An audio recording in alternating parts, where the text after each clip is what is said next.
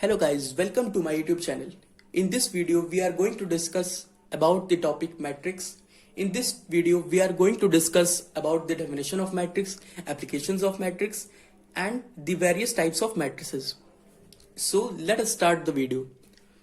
So अगर हम consider करें सिस्टम ऑफ इक्वेशंस को, अगर हम इसको इक्वेशन 1 मान लें, इसको इक्वेशन 2 मान लें, इसको इक्वेशन 3 मान लें, तो अगर इसके जो कोफिशिएंट्स हैं x, y, z और t के जो कोफिशिएंट्स हैं, इसको अगर हम इस फॉर्म में लिख लें, इस फॉर्म में लिख के अगर हम ब्रेसेस में बंद कर दें, तो इस टाइप के जितने भी अरेंजमेंट्स होते हैं वो सारे मैट्रिसेस कहलाते हैं. ये जो हमारी मैट्रिक्स है वो 3x4 की है, यानी इसमें जो नंबर ऑफ रोज हैं वो 1, 2, 3 है और जो नंबर ऑफ कॉलम्स हैं वो 4 है. 1, 2, 3, 4 है. इसमें जो नंबर ऑफ एलिमेंट्स वो कितने हैं? 3 इंटू 4 यानी कि 12 है. अब एप्लीकेशन इसका जो एप्लीकेशन है वो साइमल्टेनियस इक्वेशन सॉल्व करने के काम में आता है, जो कि आने वाली वीडियोस में हम डिस्कस करेंगे. इसका जो यूज है वो मैकेनिक्स में है और थ्योरी ऑफ इलेक्ट्रिक सर्किट्स में और बहुत सारी जगह इसका यूज है. सो अब हम जानते हैं कि टाइप्स ऑफ मैट्रिसेस क्या क्या हैं, कितने टाइप्स के मैट्रिसेस होते हैं. सो पहला जो हमारा मैट्रिक्स है वो रो मैट्रिक्स है. इसमें एक रो होते हैं और कितने भी नंबर ऑफ कॉलम हो सकते हैं. सो जैसा कि हम देख रहे हैं ये हमारा एग्जाम्पल में यहाँ पे नंबर ऑफ रोज 1 है और नंबर ऑफ कॉलम 1, 2, 3 और 4 है. अब बात आती है कॉलम मैट्रिक्स की.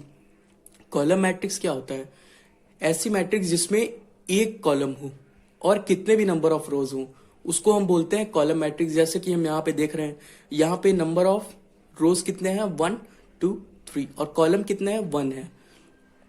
तो ये हमारा मैट्रिक्स जो है वो कॉलम मैट्रिक्स है. अब बात आती है नल मैट्रिक्स की. नल मैट्रिक्स वो मैट्रिक्स होता है जिसके सारे एलिमेंट्स जीरो होते हैं. जैसा कि हम देख रहे हैं इसके सारे एलिमेंट्स जीरो हैं, तो ये नल मैट्रिक्स हो गया हमारा. अब जानते हैं कि फोर्थ टाइप की मैट्रिक्स क्या होती है.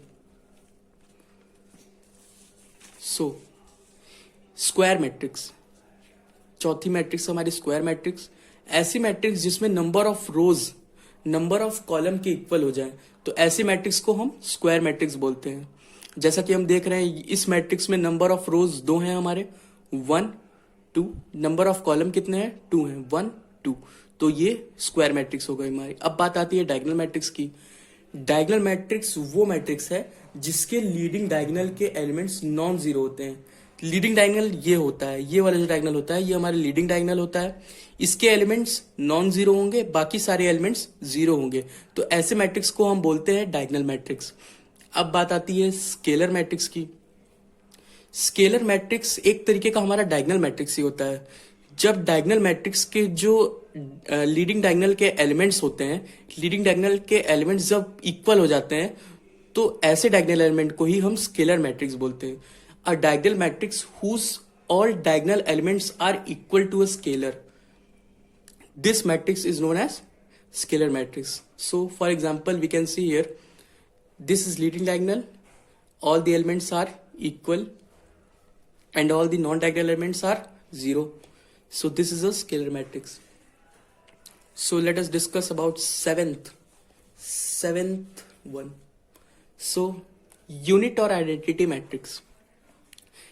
If all the leading diagonal elements is equal to the unity, अगर लीडिंग डायगोनल के सारे एलिमेंट्स यूनिटी के बराबर हो जाए, यानी कि वन के बराबर हो जाए, तो ऐसे मैट्रिक्स को हम यूनिट मैट्रिक्स बोलते हैं, या फिर इसको आइडेंटिटी मैट्रिक्स भी बोला जाता है. ये भी एक तरीके का हमारा डायगोनल एलिमेंट ही है, डायगोनल मैट्रिक्स ही है. ऐसा डायगोनल मैट्रिक्स जिसके सारे डायगोनल एलिमेंट्स 1 के बराबर है. अब बात आती है सिमेट्रिक मैट्रिक्स की. सिमेट्रिक मैट्रिक्स क्या होता है?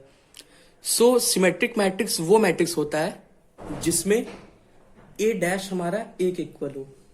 ए डैश क्या होता है? ए डैश होता है ट्रांसपोज. ए डैश हमारा होता है ट्रांसपोज. अब देखते हैं कि ट्रांसपोज कैसे निकाला जाता है.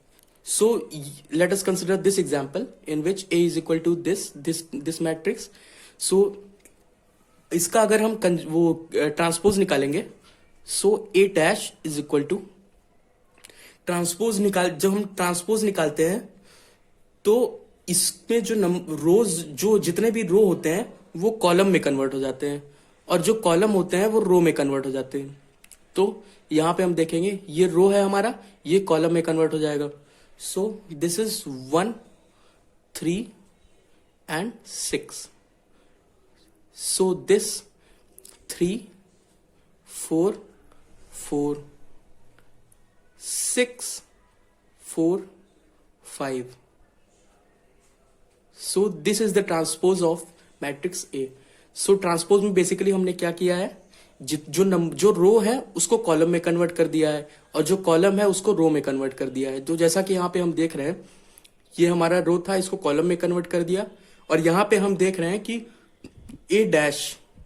ए डैश यानी कि ट्रांसपोज, इसको हम डैश भी से भी कह सकते हैं, और ए की पावर टी इससे भी हम डिनोट करते हैं। तो ये हमारा एक इक्वल है। जैसा कि देखिए यहाँ पे ये मैट्रिक्स और ये मैट्रिक्स दोनों इक्वल हो गए, तो ये हम कह सकते हैं कि ये हमारा सिमेट्रिक मैट्रिक्स है, सिमेट्रिक।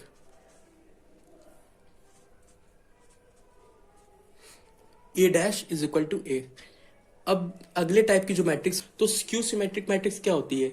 अगर हम किसी मैट्रिक्स का ट्रांसपोज निकालें और वो हमें उसी मैट्रिक्स, वही मैट्रिक्स दे दे माइनस साइन के साथ, तो हम ऐसे मैट्रिक्स को बोलते हैं स्क्यू सिमेट्रिक मैट्रिक्स। तो जैसा कि हम देख रहे हैं यहाँ पे हमारे एग्जांपल में ये ए की वैल्यू दी गई है। अब यहाँ पे हम निकालते हैं ए डैश यानी कि A transpose which is equal to, अब निकालने का फॉर्मूला क्या, ए ट्रांसपोज हम कैसे निकालते हैं, जो रो होता है उसको कॉलम में कन्वर्ट कर देते हैं। तो 0 -2 माइनस का 4 प्लस का 2, 0 माइनस का 5 प्लस का 4 प्लस का 5 और 0। अब देखिए अगर हम यहाँ पे माइनस कॉमन ले लें, इसमें से माइनस कॉमन ले लेंगे तो क्या आ जाएगा हमारा यहाँ पे, 0 -2 माइनस का 4 -5 0 2 4 5 0, जो कि देखिए ये हमारे मैट्रिक्स ए के बराबर है ये, तो इसको हम क्या लिख सकते हैं, माइनस का ए लिख सकते हैं। तो ये जो हमारे यहां पे अब हम देख रहे हैं कि A dash is equal to minus का ए, तो इसका मतलब ये जो हमारी मैट्रिक्स है वो स्क्यू सिमेट्रिक मैट्रिक्स है।